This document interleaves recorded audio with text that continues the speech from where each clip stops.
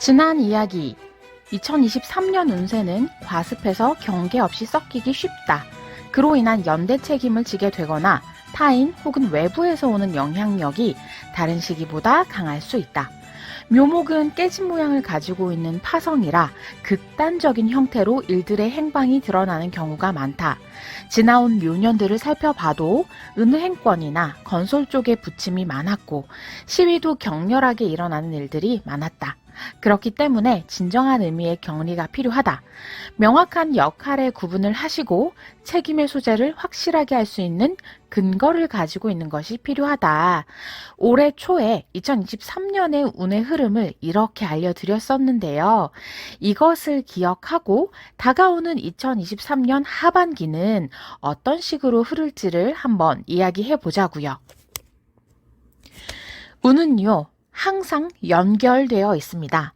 봄과 여름이 딱 어제까지 봄, 오늘부터 여름 이런 식으로 이어지지 않듯이 운도 마찬가지로 지금의 운과 다가오는 운이 오묘하게 겹쳐지면서 함께 콜라보를 하는 거예요. 그리고 이것은 상당히 중요합니다.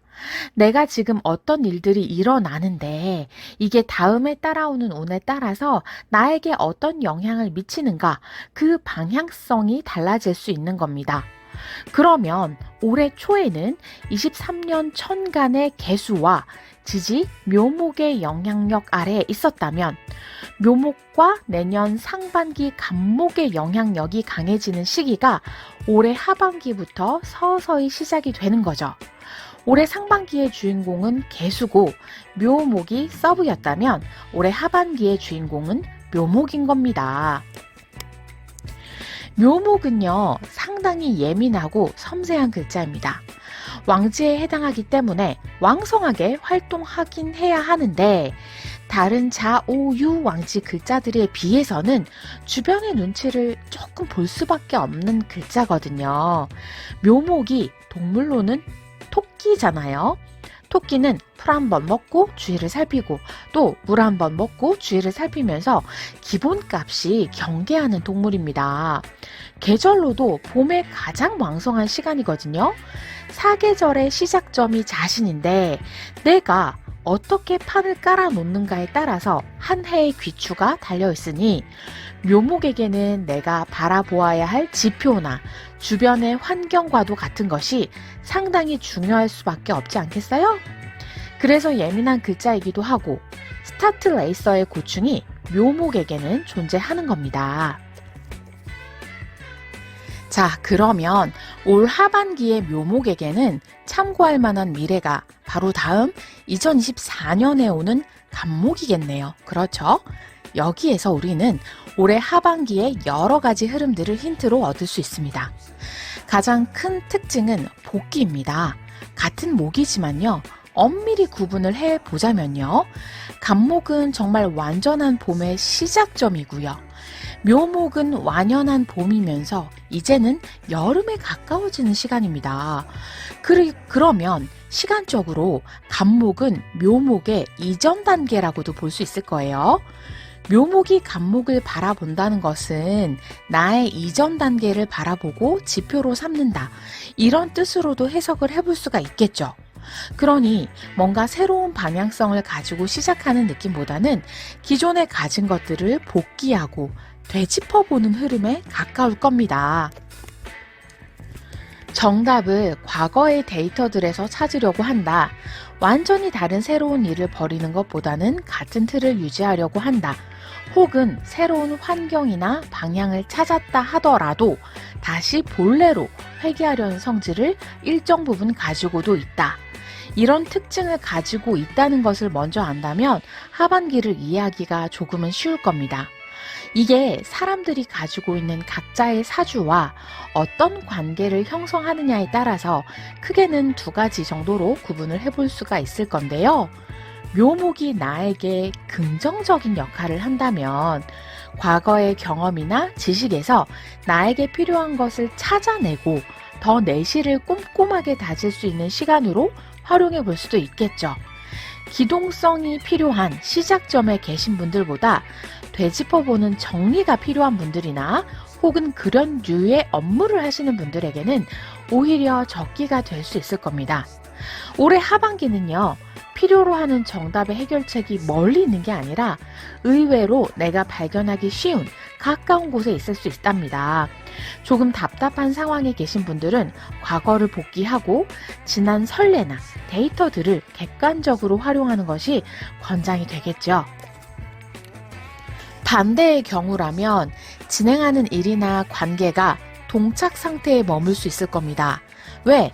묘목은 여름을 향해서 나아가야 하는데 그 전을 바라보고 있으니까 불필요한 점검을 하게 된다거나 우유부단함이 생겨날 수도 있는 거죠. 마음과는 달리 진도가 좀 더디게 나가고 한자리를 빙글빙글 도는 느낌이 드는 것도 있을 수 있어요. 자칫하면 계획했던 것들을 다시 처음으로 되돌려서 시작해봐야 하는 퇴보의 단계로 역행할 수도 있을 겁니다. 이것이 개인의 영역이 아니라 조금 더 확장된 영역이라면 하반기에는 검증되지 않은 새로운 시도를 하는 게 아니라 보수적으로 지난 흐름을 되살펴보면서 비슷했던 시간들을 복기하고 거기에 가장 알맞은 방법을 찾아내려고 할 수 있을 테고요. 혹은 시도했던 것들, 만들어 놓았던 것들이 무산되어서 다시 시작점으로 돌아가는 것들도 여기에 포함될 수 있을 테죠. 특히나 오화나 자수처럼 사주의 파살이나 형살을 만드는 글자를 월지 같은 데 가지고 계시다면 이런 식의 흐름일 수 있다는 것을 기억하시고 조금 천천히 마음의 여유를 가지고 일을 진행하는 것이 권장되겠죠. 가급적이면 수성하는 시기로 쓰시는 것도 좋습니다. 두 번째는요, 개수가 묘목과 어떤 관계를 띠고 있는가 관계성에서 확인을 해볼 수 있습니다. 묘목은요, 개수의 장생지에 해당합니다. 장생이라는 12운성은요, 탄생과 관련이 깊은 에너지입니다. 이제 막 태어난 갓난아기의 시기를 장생지라고 표현을 하거든요. 묘목이 개수에게는 이제 막 갓 태어난 아이의 시간이고 개수는 그 시간에 태어난 생명이라고 볼 수 있습니다.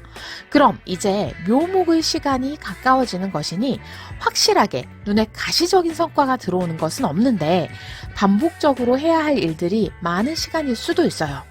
마음은 당장 뛰쳐나가고 싶더라도 몸과 환경이 따라주지 않는 시간이라고도 볼 수 있겠네요. 혹은 아직 본격적으로 돌입하기보다 기반을 다져야 하는 쪽에 가까운 시간이라고도 해석해 볼 수 있겠네요. 개수라는 음적인 글자를 피워냈기 때문에 여기에 걸맞는 액션을 해야 하는데 묘목은 다가오는 간목을 버팀대로 삼고 있으니 나에게 주어진 방향성과 내가 해야 하는 것과 나의 이상이 좀 따로 논다, 딜레이 된다, 멈춰진다, 답보 상태가 된다 이런 것들도 유추해 볼 수 있겠죠. 실제로도 세계 경제 성장률이 거의 멈춰 있을 거라는 예상이 올해 하반기 예측이고 평균 소득 성장률 같은 것들도 올해 같은 경우에는 크게 움직이기 어렵다는 전망이 우세하죠. 뭐를 되차기 시작해 볼 수 있는 시기라고는 보기 어렵다는 겁니다. 그러나 어찌되었건 올해 하반기는요, 잠깐 막막하다거나 답보 상태에 머물렀다고 해서 마냥 또 퇴보만 되는 시기는 아닐 거예요. 이보 전진을 위한 일보 후퇴일 수 있는 시기일 수 있다는 거죠. 올해는 있는 자리에서 잘 버티면서 주어진 일만 다 해내는 것만으로도 스스로를 칭찬해 주시면 됩니다. 그리고 조금 더 나중에 힘껏 도약하기 위해 힘을 모으는 시간으로 활용해 주시면 좋겠네요.